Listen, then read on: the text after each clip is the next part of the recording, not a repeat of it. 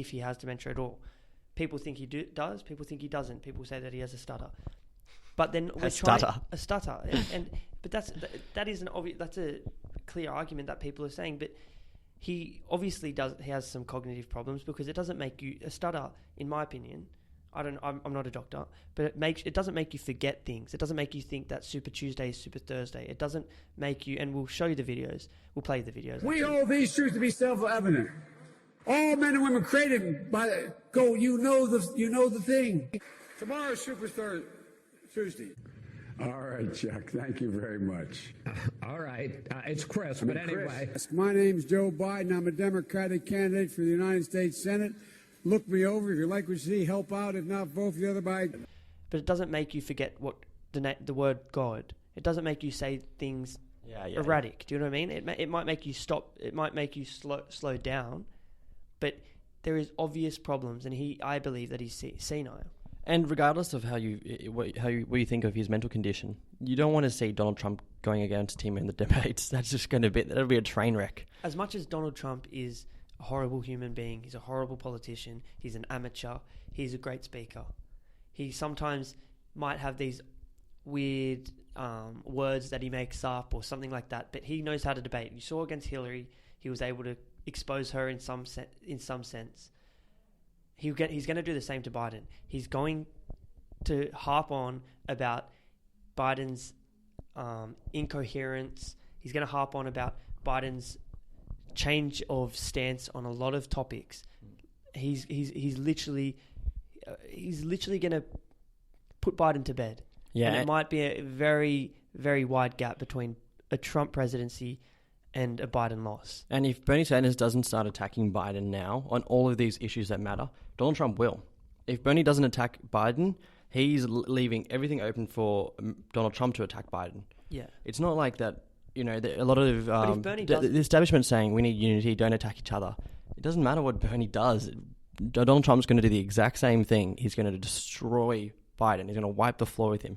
And if Bernie Sanders doesn't vet him now... Pardon? The attacks have already started from Donald Trump. Yeah. Donald Trump at his rallies has been going on about who's the better candidate to go against, who's he going to win bigger against, who's the easiest. He's already going to attack, and Donald Trump has come out and started saying that the Dems have a coup against Bernie and all that stuff. But regardless of all that, the videos are going to start.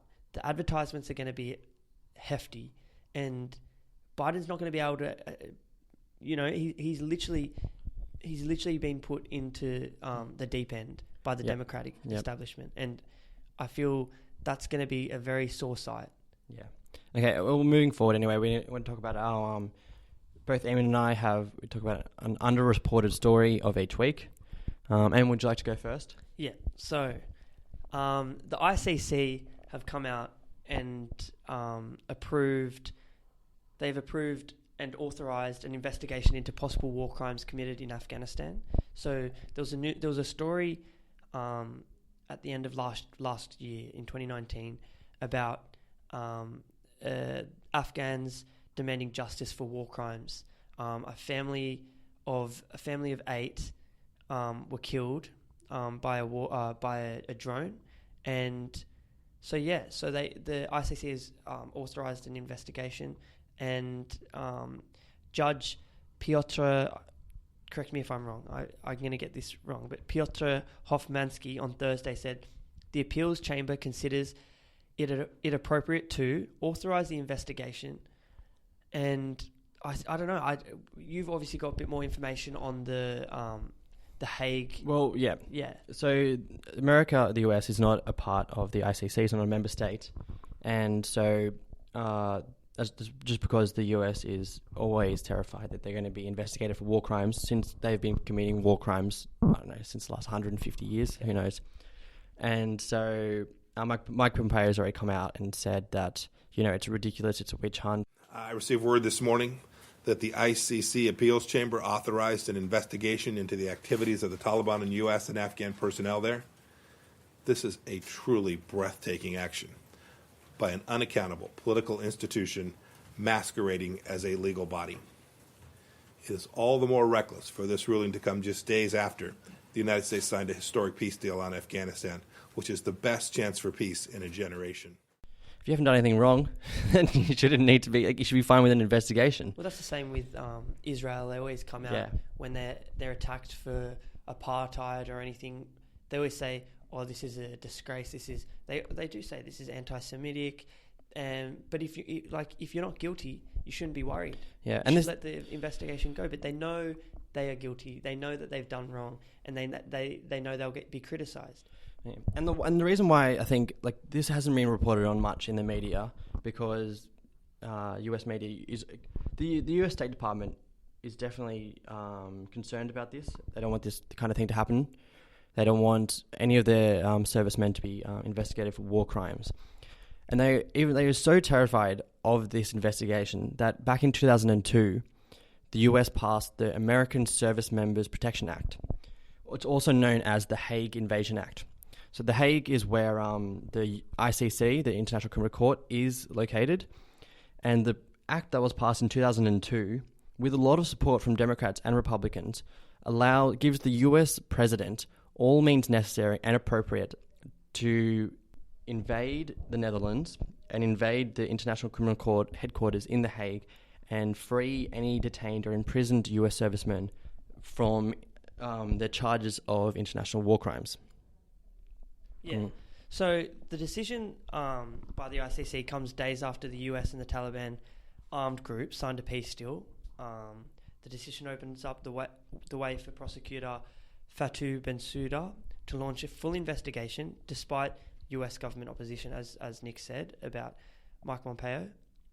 And Judge Hofmansky noted that Bensouda's preliminary examination found reasonable grounds to believe war crimes had been committed in Afghanistan, which is a member of the court, and that the court has jurisdiction over. So, I don't see how deliberation can change anything, because America finds themselves as the morality of the world.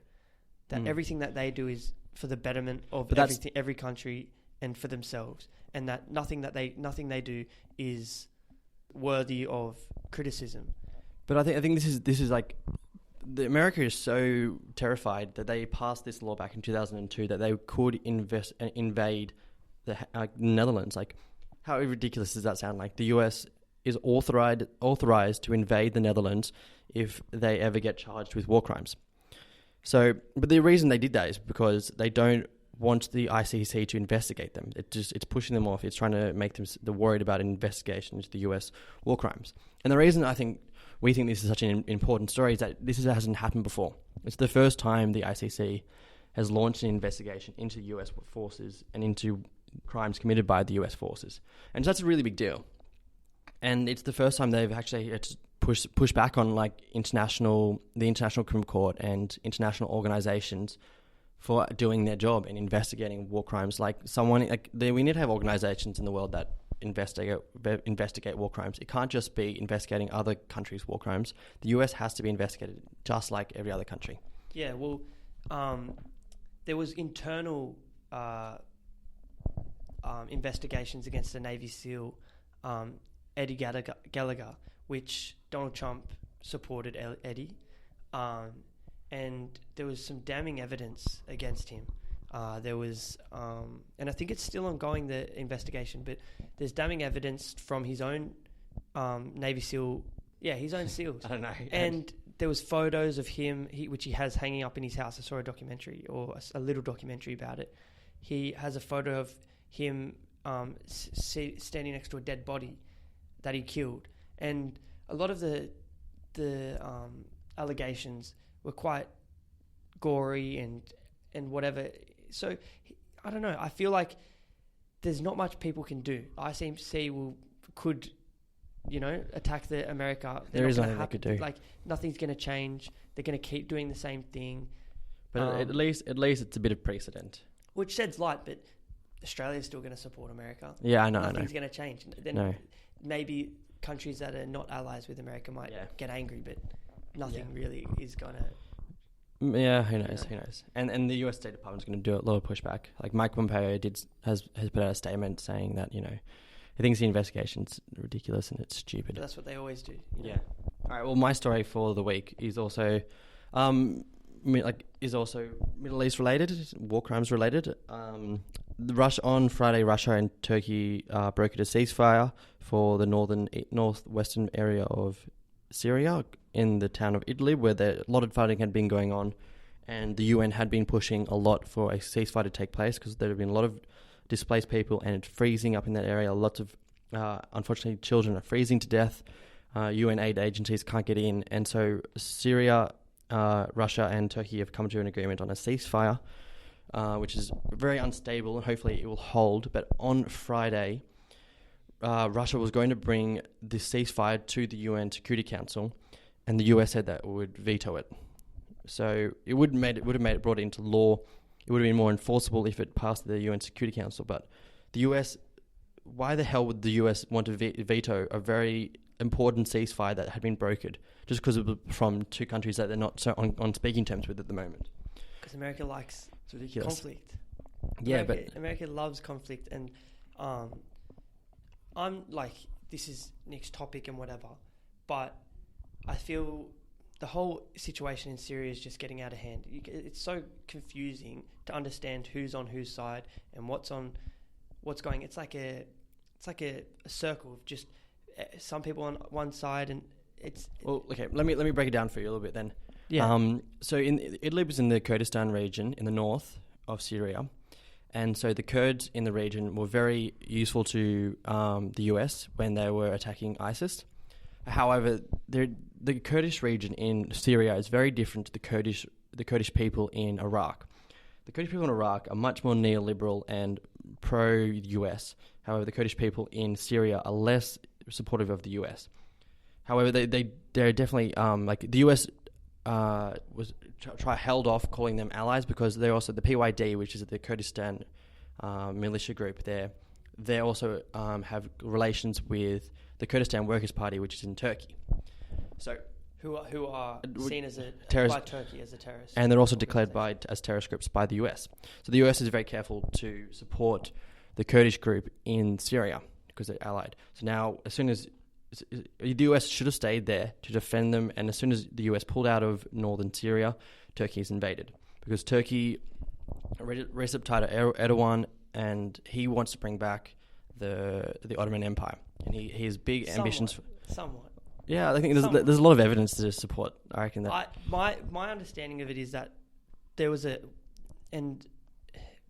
obviously everyone's going to have different ideas, but what Erdogan wants to do is build a buffer zone between Syria and the northern or the Turkish border, because obviously the Kurds want their own land. They want they want independence, but Turkey are not going to give up their land. Yes, but I would push back against that because there's a lot of connections that Recep Tayyip Erdogan has brought back between the Ottoman Empire and current-day Turkey. He's very ideological. He loves the Ottoman Empire, and he's brought back a lot of symbolism and metaphors for it. And the Kurdish region the Kurdish government in northern Syria, they're not pushing for separation. They're not pushing for their own government. They're happy to be an autonomous region in Syria as part of the Syrian government. So they're not going to be pushing like the PKK is for their own regional government, for their own state. They're fine being in Syria with being a part of Syria. So invading Syria, northern Syria, because they claim that they're terrorists, is not going to help Turkey be safer. Yeah, well, it's obviously a difficult situation because a lot of it's hearsay.